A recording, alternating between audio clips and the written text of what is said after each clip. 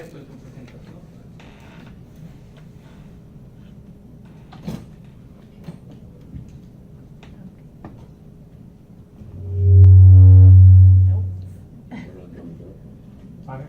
Hola, sí. Se acopla cuando está cerca. Claro. Bueno, estoy tremendamente agradecido a Dios por la oportunidad que nos está dando como un regalo, no solamente de estar en Miami después de muchísimos años que pasamos por Miami. Venimos todos los años a Estados Unidos porque tenemos nuestros hijos y nietos, y ya también bisnietos. Tenemos el próximo mes los 54 años de casados. Mi esposa Betty, dijeron Elizabeth, pero es conocida como Betty. Por lo menos así me enamoré yo de una chica que se llamaba Betty, y todavía me sigue. Una enfermedad que no se va nunca, gracias a Dios. Tenemos 4 hijos, los 4 sirviendo al Señor. 3 de ellos han salido como misioneros a distintos países, así que son 4 hijos en 4 países con 4 idiomas diferentes. Uno en Norteamérica, otro en Francia, la otra en Portugal y el otro en la Argentina. El único hijo varón es el que quedó en nuestro país, pero entre ellos los primos se juntan, todos hablan perfectamente el inglés desde pequeños por la escuela bilingüe, así que los que no entendemos somos nosotros, pero un poquito. Y gracias a Dios sus padres les han enseñado a ellos el español, por lo tanto estamos bien comunicados con los nietos. Tenemos 11 nietos, un bisnieto, y el segundo bisnieto está por nacer ahora en mayo. Fui médico desde muy joven, pudiendo tener con mi esposa actividades en la iglesia local. Nuestros padres conocían al Señor desde antes de casarse ellos, así que nacimos en hogares cristianos, lo cual tiene varias ventajas.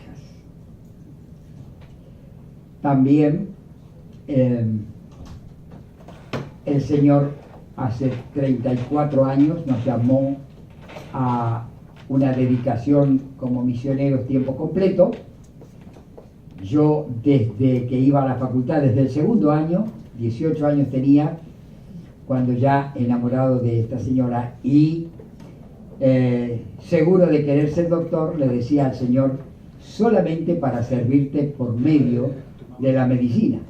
Así que cuando el Señor nos abrió las puertas para salir de nuestra provincia, que es Mendoza, ir 1000 kilómetros hasta Buenos Aires, y allí hemos permanecido estos 34 años sirviendo al Señor, lo hicimos por medio de la medicina, porque en ese lugar, que es un instituto bíblico, con 200 misioneros, con 500 alumnos, que vienen de más de 30 países del mundo a estudiar la Biblia a ese lugar, se necesitaba, porque está en medio del campo, un médico que viva dentro de la propiedad. Habían orado 10 años por tener un médico dentro de la propiedad. Y el Señor, así que nosotros veníamos a hacer respuesta a esas oraciones. Pude servir al Señor allí estos 34 años como médico, dentro de la institución. Teníamos un tremendo centro médico porque pasaron los años, vinieron preciosas personas americanas, pudieron donar muchas cosas, tenemos edificios hermosos y tenemos un centro médico muy hermoso que se llama Dr. Rubén Martín. Fue una ocurrencia de nuestros directores ponerle mi nombre al centro médico, así que cuando yo me vaya seguirán recordando el doctor que estuvo allí. Pero también, porque desde muy jovencito me gustó estudiar la Biblia, fui invitado a dar clase en esta institución desde que llegamos. Al año siguiente, en el 86, ya estaba dando la primera materia, teología propia. Ya el segundo año pude dar cristología, o sea que hace 32 años que doy la materia que ahora vamos a intentar mostrar un poquito. Y luego se fueron agregando otras cátedras muy importantes, di angeliología, hogar cristiano, profecías de Isaías, etc. En la actualidad solamente estoy dando 2 materias. En mayo, cada materia dura un mes, así que en mayo y en junio doy Cristología y hogar cristiano, que son las 2 únicas materias que aún estoy dictando a pesar de los años que ya vamos acumulando. Mi esposa durante más de 15, 20 años dio una materia muy importante para las chicas de ese lugar que se llama la economía doméstica, enseñándoles a ser buenas esposas y buenas amas de casa y buenas madres, o sea, un montón de cosas que abarca esa materia llamada la economía doméstica. Yo fui beneficiado porque más estudiaba y mejor me atendía mi esposa. Queridos, realmente entrar al mundo de la cristología es apasionante. Y por supuesto, limitados a 7 tiempos que vamos a compartir. El 8º lo vamos a dejar para conclusiones y entrega de sus certificados. Estos 7 temas, que ya los tengo esbozados, hoy vamos a compartir el primero, y al primero le he llamado yo definición de doctrina de cristología, porque ustedes tienen ahí delante una carpeta que dice cristología es la doctrina, o sea, la enseñanza acerca del Señor Jesucristo, de una persona sin igual y gloriosa. Cuando nuestra mente quiere entrar a entender qué abarca la cristología, tenemos que entender que es Cristo mostrando a Dios. Cristo es la muestra completa de Dios, hablando de Dios como esencia divina, hablando de Dios como el ser único, sin igual, del ser eterno y creador, sustentador y redentor. O sea que Cristo es la expresión completa de la deidad encarnada. Lo que quiere decir que en el plan divino, asumir la humanidad era una completa exposición a la crueldad del hombre en su pecado. Y él sería aquel que estaría expuesto en todo a la experiencia de un ser humano, pero sin el conocimiento del pecado. Al que no conoció pecado, dice Pablo, por nosotros lo hizo pecado, para que nosotros pudiésemos ser hechos justicia de Dios. Aquel divino, hecho tiempo y materia, para que tú y yo, humanos, podamos ser trasladados un día en la glorificación de nuestros cuerpos, levantados a la semejanza gloriosa y bendita de nuestro Señor y Salvador Jesucristo. Ahora, cuando colocamos los ojos en una introducción, varios lo intentan. Allí tenemos Primera de Crónicas 29, desde el 11 hasta todos esos versículos van hablando. El Salmo 2 se expresa. Hay un montón. Yo siempre elijo Hebreos capítulo 1 porque pareciera un resumen completo. Pareciera como que ustedes vieron que está bien definido el autor de cada libro, menos el de Hebreos. ¿Quién podría asegurar quién fue el que escribió Hebreos? Y pareciera que, aunque seas Pablo, porque no se está seguro, yo creo que el Señor Jesús, que tomó la mano de cada escritor sagrado, recuerdan que los santos hombres de Dios escribieron siendo inspirados por el Espíritu de Dios, fueron el aliento divino, fueron guiados de tal manera que Dios actuó en la elección de los términos en el original. A eso se le llama inspiración de las Escrituras. Pero cuando hablamos del libro de Hebreos, pensando que Dios le está escribiendo a su pueblo, a los hebreos, entonces hasta el nombre se esconde, para que más pensemos en que realmente la mano de Dios escribió este libro. Y comienza diciendo que Dios, habiendo hablado. El habiendo hablado ya es el uso de un verbo que no está en indicativo, sino en subjuntivo, ¿no es cierto? Los verbos en indicativo quiere decir en el área de las cosas reales, el subjuntivo en el área de las cosas virtuales. Dios habiendo hablado. ¿Por qué queda en lo virtual? Porque no todo ser humano muestra interés alguno en la palabra de Dios. Cada vez que se abría la puerta, yo había estado orando, Señor, cada persona que entra, que tu Santo Espíritu esté trayendo luz, porque acercarse a la explicación de la bendita persona de Cristo es tener una dosis especial de luz. Pero Cristo va mostrando en las Escrituras que es difícil encontrar personas que se interesen real y profundamente en su persona. Por eso cada uno de ustedes que ha hecho un esfuerzo, un sacrificio, muchos de ustedes trabajaron todo el día, venir acá es un sacrificio. Dios te lo va a recompensar grandemente. ¿Por qué? Porque Dios busca personas que le den peso y valor a su palabra. Por eso empieza Hebreos diciendo Dios habiendo hablado. La primera palabra es Dios. Porque el hebreo hasta el día de hoy tiene conflicto fuera de lo que sea Dios, la deidad misma. Cuando hablamos de la encarnación de Dios, ya comienza el conflicto para los hebreos, pero no para ti, mi hermano, ni para mí, que nos ha amanecido. Que Dios, que mandó que de las tinieblas resplandeciese la luz, 2 Corintios 4, es el que resplandeció un día en tu corazón y el mío. ¿Para qué? Para ser alumbrados por el Evangelio, que es la muestra, el rostro mismo de Dios asomándose a su humanidad, trayéndole la magna noticia de que hay esperanza de escapar de las consecuencias del pecado. Tú y yo sabemos que éramos condenados a muerte por nuestros pecados, pero Dios nos ha dado luz y nos ha resucitado, trasladándonos de las tinieblas a la luz y al reino de su amado.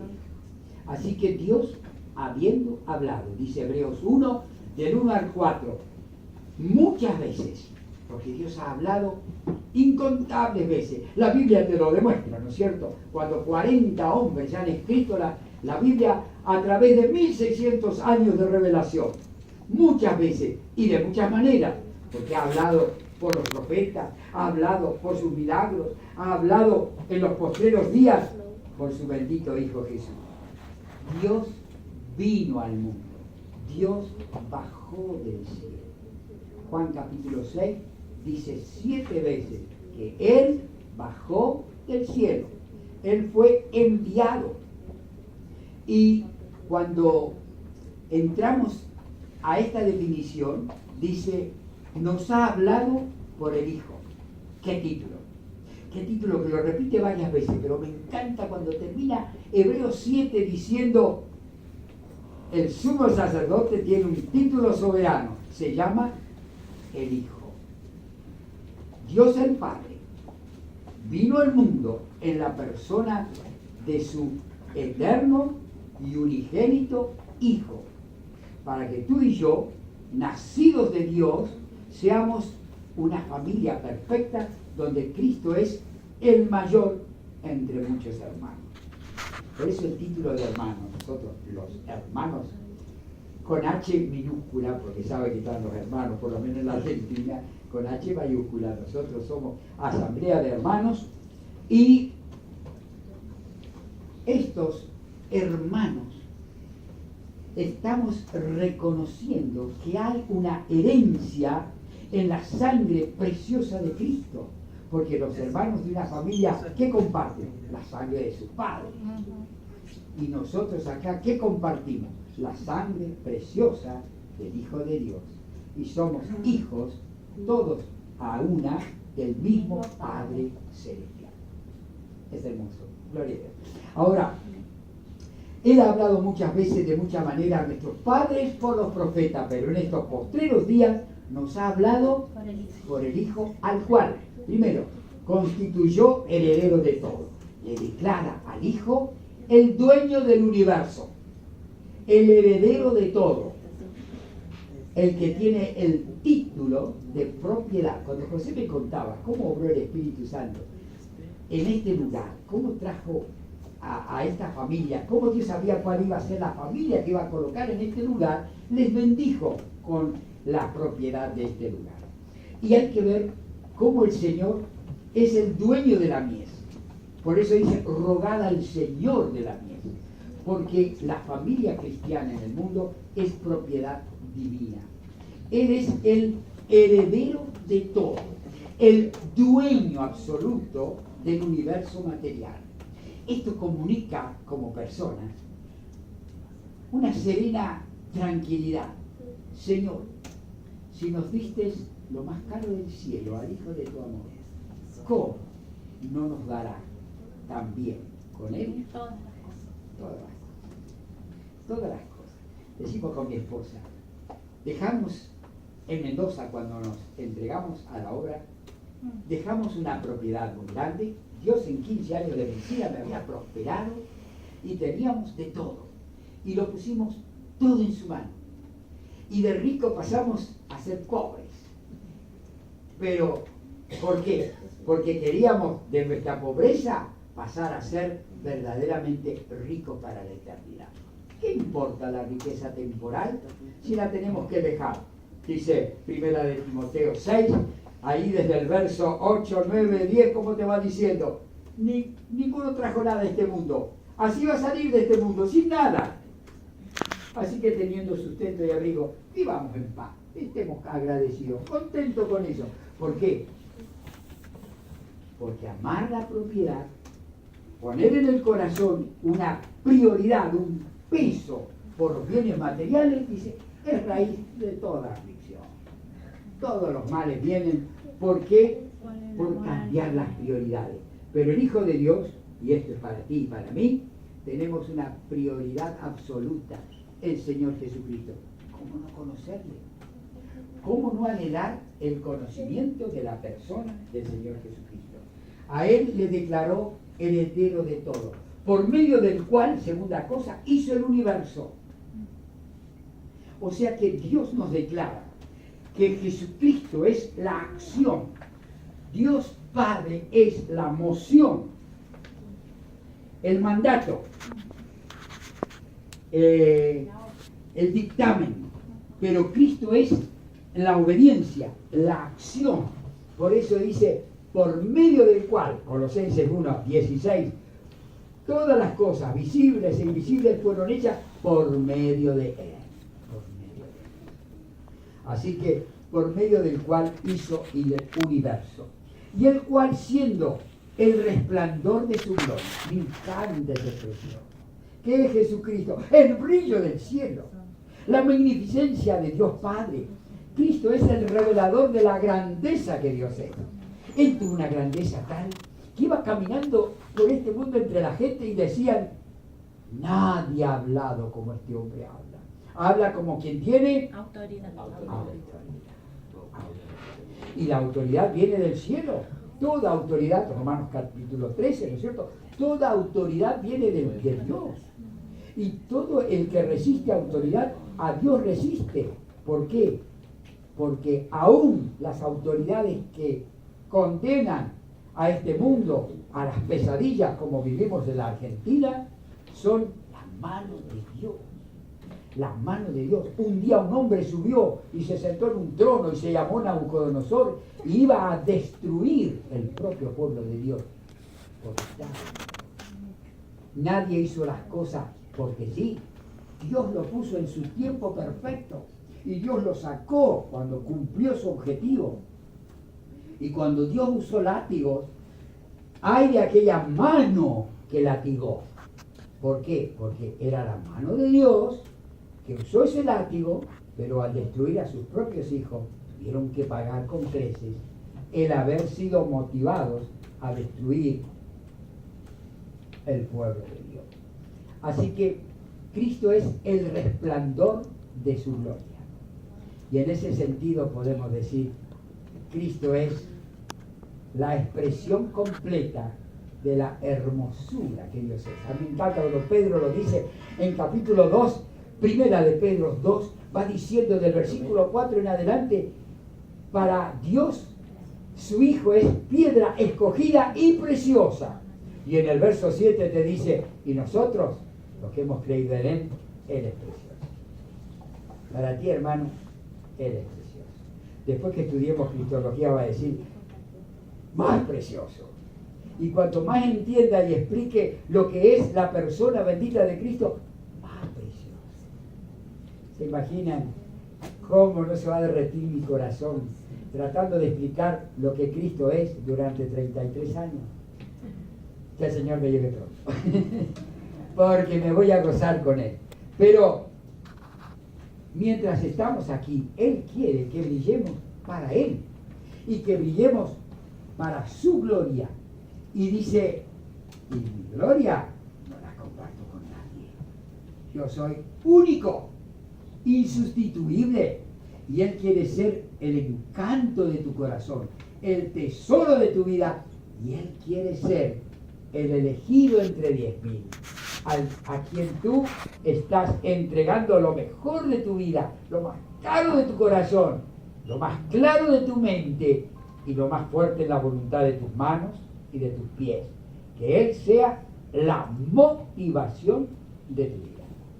Yo era un hombre enamorado de la medicina que hacía, enamorado de mi esposo y de mi hogar, sigo estándolo, pero prioricé lo que el Señor dice: amarás al Señor tu Dios con todo tu corazón, con toda tu alma, con todas tus fuerzas. Y Cristo, cuando lo dice en el Nuevo Testamento, agrega una cuarta cosa: y con toda tu mente.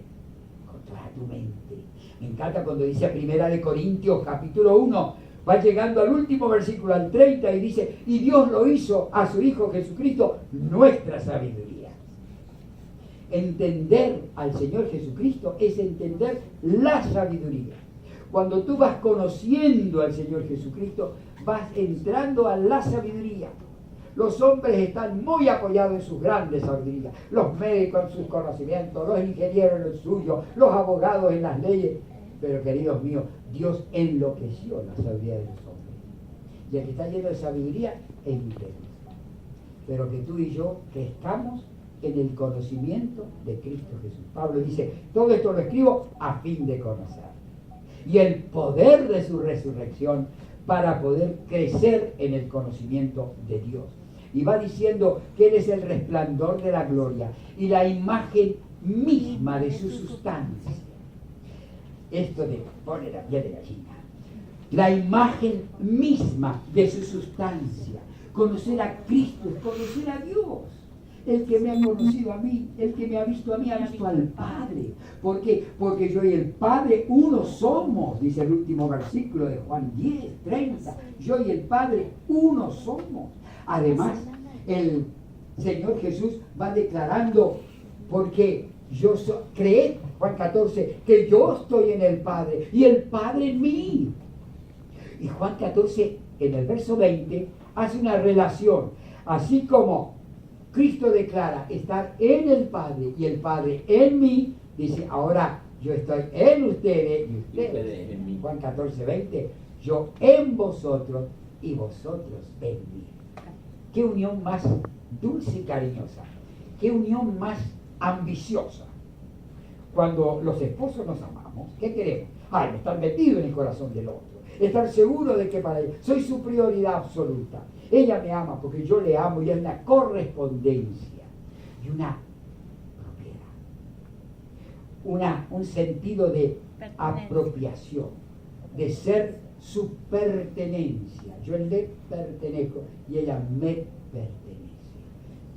Cristo quiere eso, sentir que le pertenecemos y que Él nos pertenece, y entender que desde la eternidad preparó este camino para lograr esta finalidad: ser uno con nosotros y llevarnos al cielo para ser por toda la eternidad uno con Él. Y te lo va explicando: yo soy la cabeza y ustedes, la iglesia, es mi cuerpo.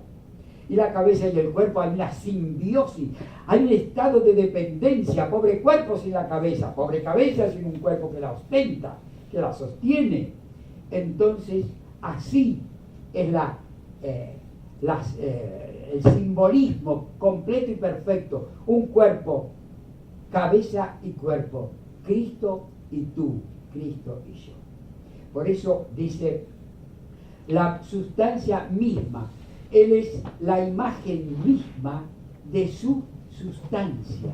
Cuando hablamos de la primogenitura, vamos a decir, Él es el unigénito del Padre, estamos diciendo que Cristo es el único que comparte desde la eternidad la naturaleza de su Padre y a la vez son uno.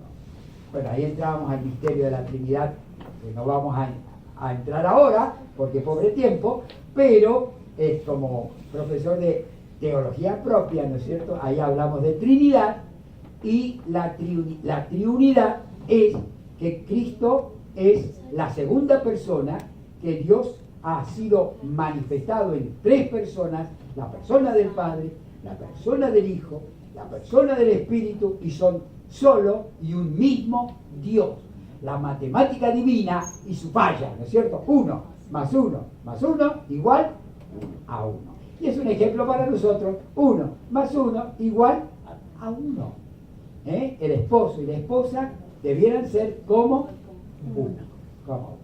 Así que la imagen misma de su sustancia, y el que sustenta todas las cosas con la palabra de su poder, está entrando al concepto de que no solamente creó el universo y creó al ser humano, sino que lo sostiene. Cuando uno ve cómo se van cumpliendo de maravilla los detalles de la creación, y vas viendo, hoy me gozaba en la casa de Santana viendo las orquídeas, no hay una ni parecida a la otra, cada una es totalmente diferente. Las toco todas en el celular ahora, porque se las llevo a nuestra querida secretaria allá. Yo tuve por muchos años una enfermera muy fiel, que ahora de mayor, ella es en casa la que acompaña a mi señor y le ayuda en algunas tareas de la casa, pero uno de sus hobbies es pintar, así que cuando llevo estas orquídeas va a querer pintarlas todas. Pero son preciosísimas, no hay una parecida a la otra, todas de distintos colores, todas de distintos tamaños, unas grandotas así, unas medianas, otras pequeñas, y hay unas que son una miniatura increíble, pero tiene, cuando uno la agranda, toda la hermosura de una orquídea. Bueno, la naturaleza misma nos enseña la maravilla que Dios es. Y nuestros cuerpos, que como médicos, si solamente hablamos de la capacidad del cristalino de definir las imágenes, o hablamos de un riñón que sabe equilibrar todo el nivel de los líquidos del cuerpo, porque si tomas más líquido, él baja la compuerta y elimina más líquido. Si un día entero has estado por ahí casi sin tomar líquido, él sabe cerrar las compuertas para no perder líquido, manteniendo ese equilibrio perfecto de líquidos y de sales en nuestro cuerpo. Cada órgano, cada clase de célula, todo es la maravilla que Dios es. Y el hombre perdido en su conocimiento quiere pensar que todo esto se produjo de un boom. Eso es lo que pasa en la mente de ellos. Se revienta la cabeza. ¿Por qué? Porque no pueden explicarlo. Pero los cristianos, qué sencillo: lo que Dios escondió de la mente de estos grandes, Dios la reveló a nosotros, sus pequeños, que tenemos la claridad y la seguridad de que aquel creador y sustentador tiene todo en equilibrio y cálculo perfecto hasta el día de hoy. Ahora, el que, habiendo efectuado la purificación de nuestros pecados por medio de sí mismo, es el gran título de Cristo, ¿no es cierto?, nuestro Salvador y Redentor, habiendo efectuado esa purificación, se ha sentado, ha terminado la tarea, porque Dios es un ser que termina lo que comienza, que concluye todas las cosas, y se ha sentado a la diestra de la majestad en la santidad. Cuando hablamos de la diestra de la majestad, No pienses que el Hijo subió y se sentó a la derecha del Padre. El Hijo es uno con el Padre y el Hijo es el mismo Padre celestial, por lo tanto está sentado en el trono de la gloria, y cuando tú y yo subamos con estos ojos mismos, veremos a Cristo en todo su esplendor, porque Él es el Hijo, Él es el Padre y Él es el Espíritu Santo.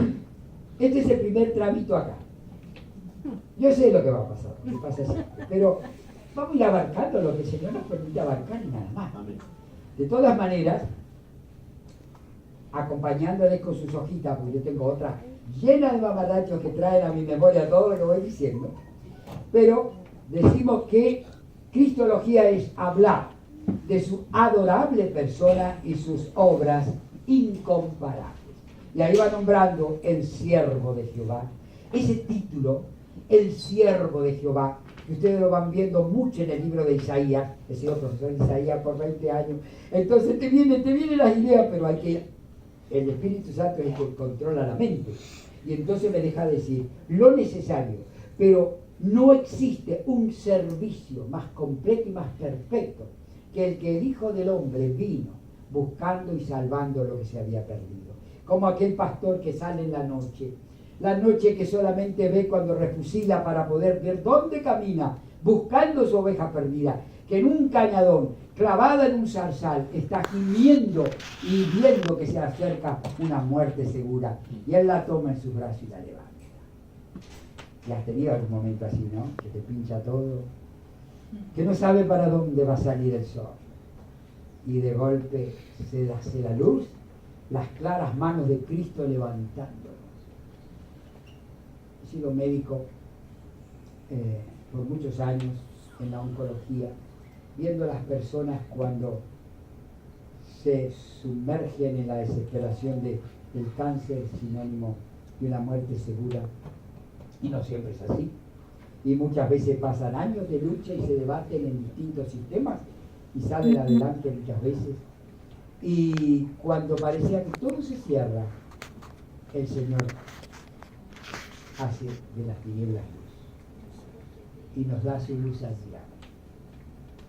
Y el siervo de Jehová es aquel que le ofreció al Padre el servicio más completo y más perfecto. Él murió voluntariamente. Él dijo: a mí nadie me la quita. Yo pongo mi vida.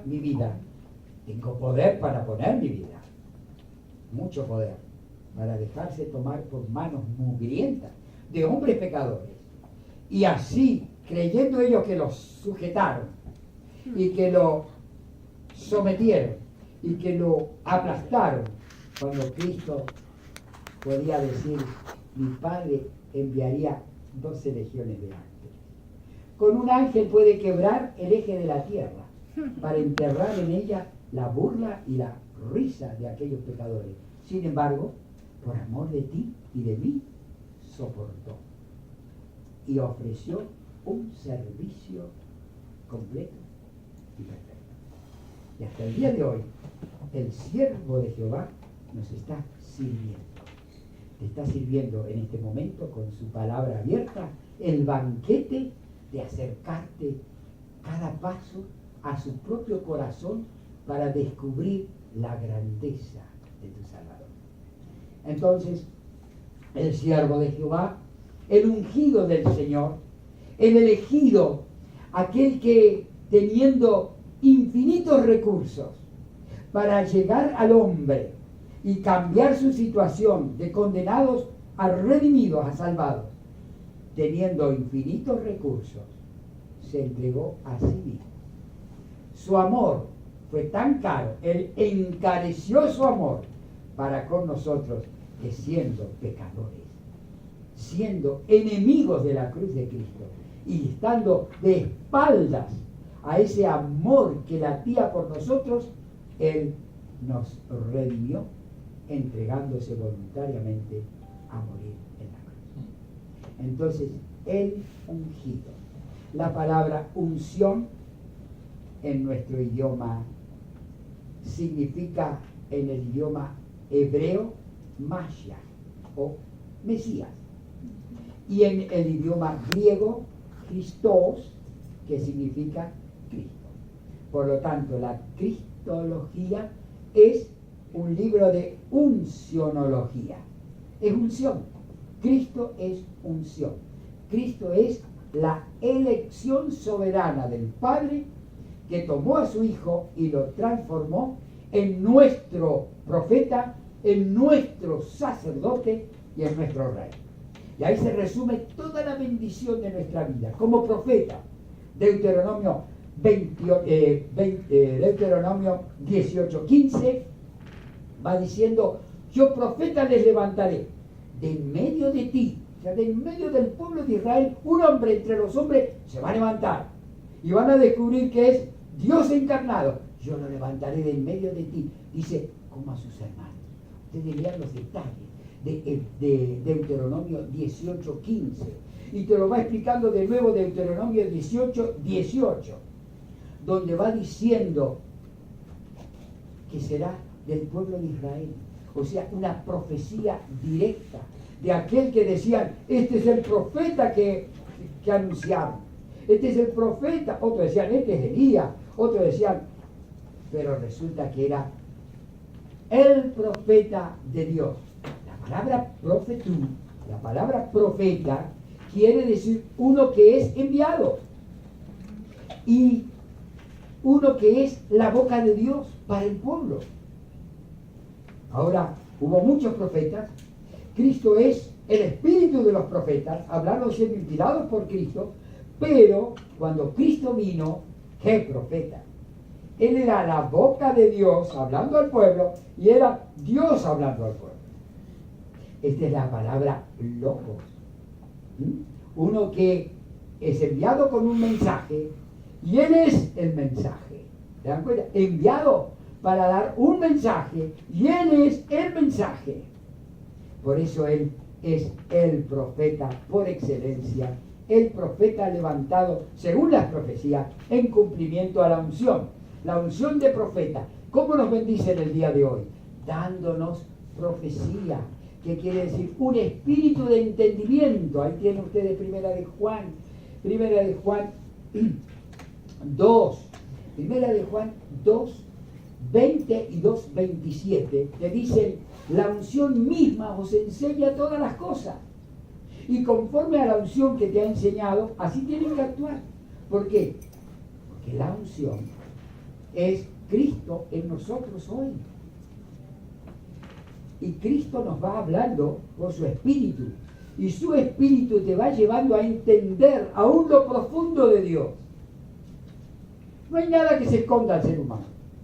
¿Por qué? Porque el Señor ha escrito su palabra para nosotros.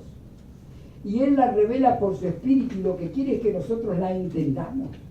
Por lo tanto, cada uno de nosotros va recibiendo la profecía directamente de Dios.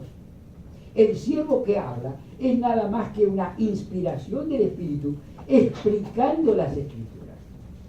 Entonces, la unción es profeta, pero también es sacerdote.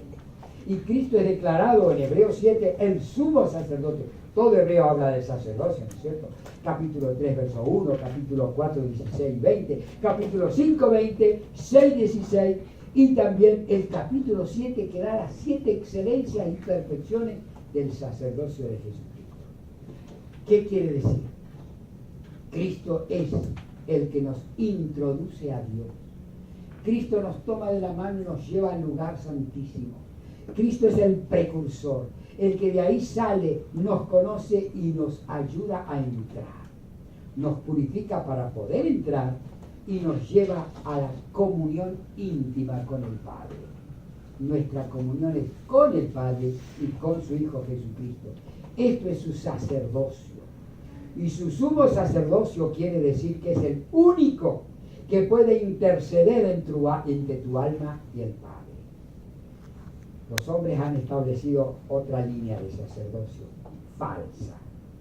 Pero hay un solo Dios y asimismo un solo mediador entre Dios y los hombres, Jesucristo.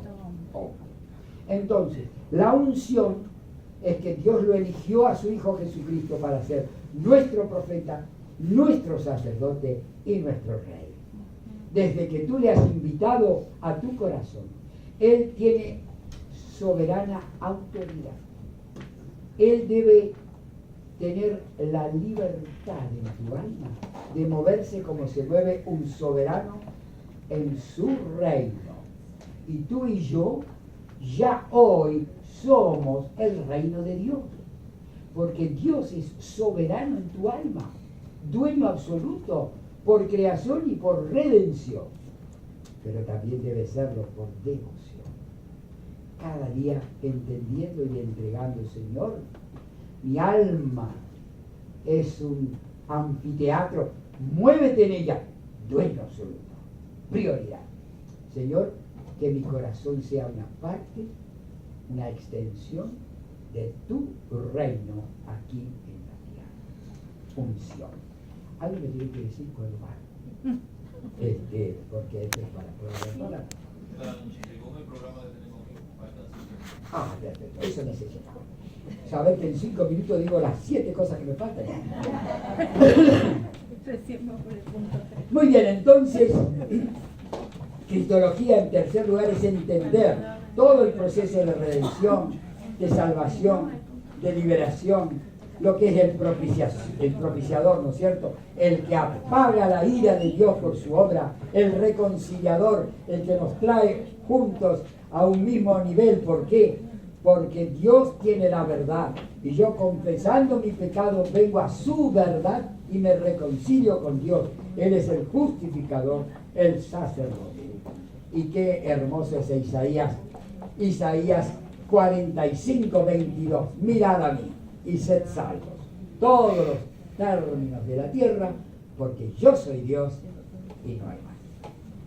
Yo soy Dios y no hay más. Jesucristo es Dios eterno y encarnado. Ese es el gran axioma de la cristología. ¿Qué dice la cristología? Que Jesucristo es Dios eterno y encarnado. Es el Dios de la eternidad y el Dios del tiempo, el Dios inmaterial y el Dios que hemos visto y oído y palpado en nuestra mano tocante al verbo de vida, como dice Primera de Juan. Entonces, en cuarto lugar, Dios Padre enviando a su Hijo, Dios Hijo entregándose por cada uno de nosotros, Dios Espíritu mostrando los méritos del sacrificio para nuestra regeneración. Las tres personas, el Padre, el Hijo y el Espíritu, en los cuales Jesús de Nazaret, el Hijo de María, es uno con el Padre, uno con el Espíritu y solo un gran Dios. Jesucristo es Dios eterno y encarnado. Un solo y único Dios eterno y encarnado. En quinto lugar, cristología es ver y entender a Cristo en su contexto divino. ¿Por qué? Porque dijimos al principio que el hecho de su encarnación era exponerse totalmente al trato humano. Pues Él estuvo como un hombre entre los hombres.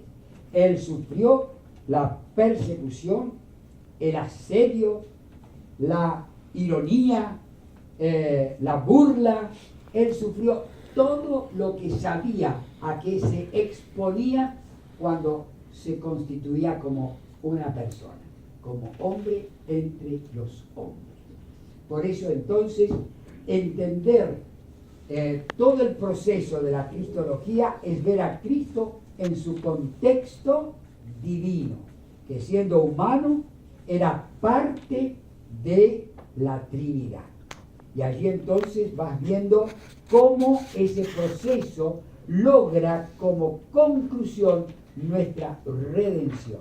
Él tuvo que mostrar una vida y quedaría como el ejemplo completo y perfecto para todas las edades.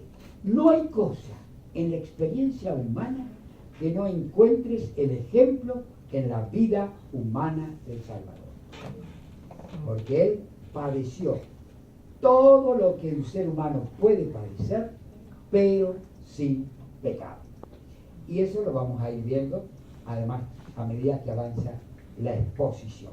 Ahora, al ver a Cristo en este último concepto, es ver a Cristo cuando todas las cosas estén ya cumplidas, para entender, en primer lugar, la completa redención del hombre, en segundo lugar, la expresión completa del atributo de su gracia, luego la manifestación de un Dios invisible que se hizo visible a todos los hombres en su advenimiento, y luego entender también cómo se someterá el universo rebelde y todas las cosas serán traídas bajo los pies del Salvador.